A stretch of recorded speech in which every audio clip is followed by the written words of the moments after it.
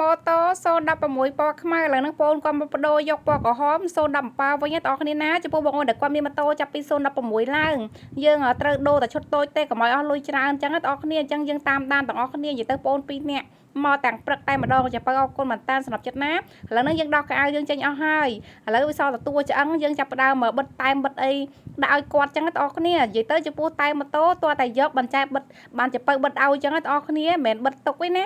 តតែមកដល់ឬមកយកឬមួយទិញបានចែពៅបិទឲ្យអញ្ចឹងណាឥឡូវយើងមើលសកម្មភាពទាំងអស់គ្នា017ឈុតតូចអូយអែមមែនតើអ្នកទាំងអស់គ្នាស្អាតខ្លាំងមែនតើឥឡូវហ្នឹងយើងចាប់ផ្ដើមរៀបចាប់លើម៉ូតូបងប្អូនគ្នានិយាយទៅប្លែកខ្លាំងមែនតើអ្នកទាំងអស់គ្នាអើយនិយាយទៅយើងលេងតាប៉ុណ្្នឹងមកម៉ូតូយើងនិយាយទៅស្អាតខ្លាំងមែនតើចូលឆ្នាំគឺកប់តែម្ដងបងប្អូនគ្នាស្អាតខ្លាំងមែនតើហ្មង017និយាយទៅអត់ចេះសាប់0ទេអ្នកទាំងអស់គ្នាអើយស្អាតខ្លាំងឥឡូវហ្នឹងម៉ូតូរបស់យើងនេះហើយ100%ហើយអូយនិយាយទៅអែមខ្លាំងតែម្ដងចំពោះអរគុណសម្រាប់ចិត្តណាអរគុណមែនតើអរគុណប្អូនមកកៅឆាយទាំងព្រលឹមតែម្ដងអរគុណណាស់ណាហើយចំពោះមួយចំពោះនៅតាមខេត្តចង់ទិញអីគឺចំពោះផ្ញើបានផ្ញើទៅថ្ងៃហ្នឹងគឺបានស្អែកណា